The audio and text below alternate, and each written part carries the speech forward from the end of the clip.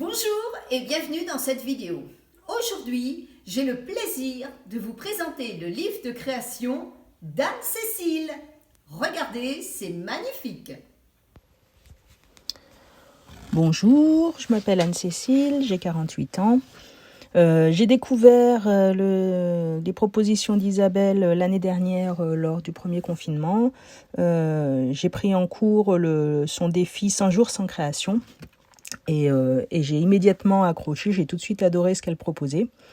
Donc j'ai continué son défi jusqu'au bout tout en récupérant ceux du début parce que je l'ai pris au moment, je crois, du 70e.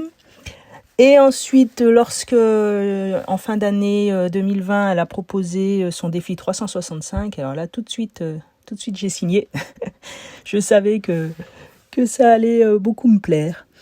Alors, qu'est-ce que c'est que ce défi 365 ? Eh bien, déjà, tous les matins, c'est le plaisir et la surprise de découvrir la petite vidéo d'Isabelle et de voir ce qu'elle nous a concocté pour notre journée.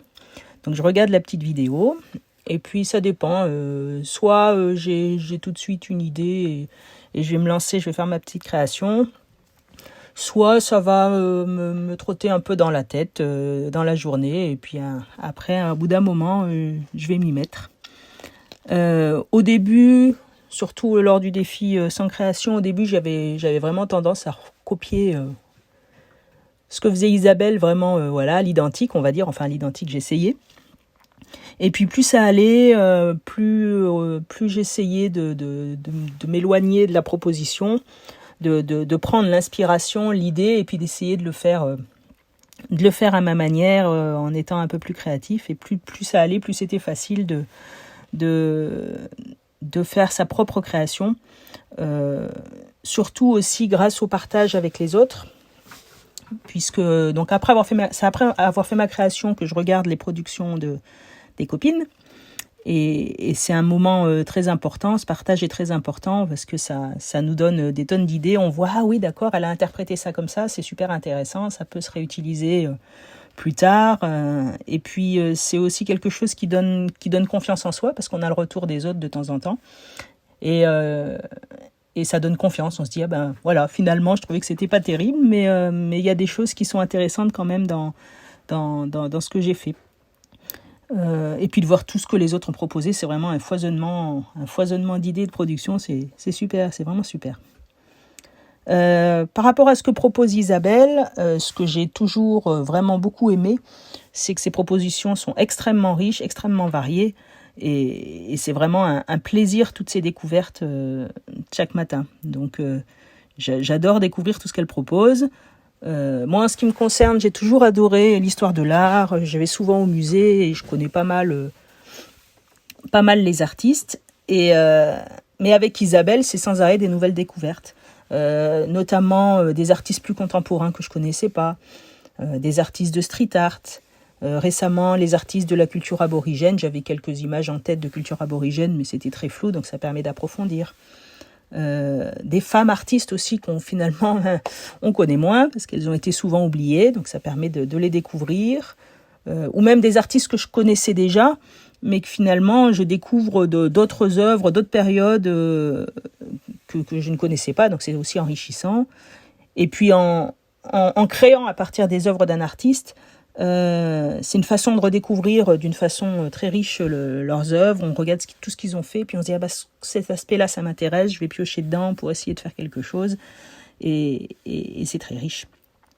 J'adore aussi avec Isabelle découvrir des techniques, notamment récemment, enfin la plaque de gel qui est vraiment on s'est toutes beaucoup amusées avec. S'amuser, c'est quelque chose, le jeu c'est quelque chose de très important dans ces défis.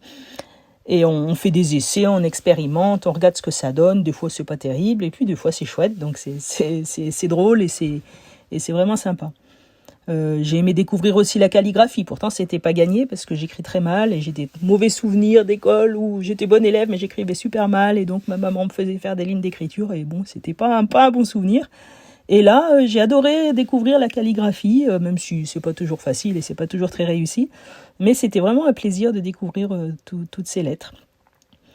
Et puis avec Isabelle, j'apprends petit à petit à être un peu plus précise parce que je suis pas forcément quelqu'un qui dessinait très bien et qui était voilà très précise, et donc ça permet d'être plus minutieux dans les carrés magiques, les mandalas. On nous a appris à faire des gouttes en s'inspirant d'un artiste.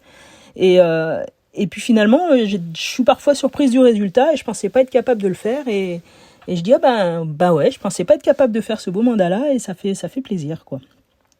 Voilà, puis on découvre plein de techniques, on fait du découpage, du collage, différentes peintures, on utilise l'acrylique, on a fait de la linogravure, les crayons aquarellables, et puis parfois on a utilisé une technique les mois précédents, on se dit tiens, je vais rajouter ça en utilisant la technique qu'elle nous a appris le mois dernier pour cette création-là, ça va être sympa, c'est le motif qu'elle nous a appris, je vais le réutiliser là. Et puis voilà, et puis le plaisir de mêler aussi des fois l'art plastique avec l'écriture, avec la poésie. Tout ça, c'est très très riche. Et ça change aussi notre regard par rapport à notre environnement. On regarde autrement autour de nous, on regarde autrement un élément de la nature, le motif sur une nappe, une œuvre dans un musée, même les maths maintenant.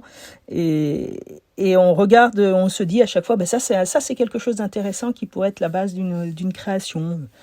Même le hasard, récemment, là on a travaillé avec elle sur l'utilisation du hasard, ou dans les plaques de gel, des fois il y a le hasard qui intervient et qui donne des trucs sympas. Donc voilà, donc le défi 365, c'est du plaisir, c'est jouer, c'est découvrir, créer, ne pas se prendre la tête. Des fois, on a bien réussi, des fois, c'est pas très beau, mais c'est pas grave. La fois d'après, ça sera encore plus chouette. Et puis même si c'est pas très réussi, on a quand même découvert des choses et expérimenté des choses. Donc merci Isabelle pour tout ça, et puis je compte bien continuer le défi 365 jusqu'au bout. Si vous aussi, vous avez envie de booster votre créativité, eh bien, le défi 365, c'est peut-être pour vous. C'est une vidéo d'inspiration par jour pour une création par jour que vous pouvez partager sur un forum privé. À bientôt dans le défi!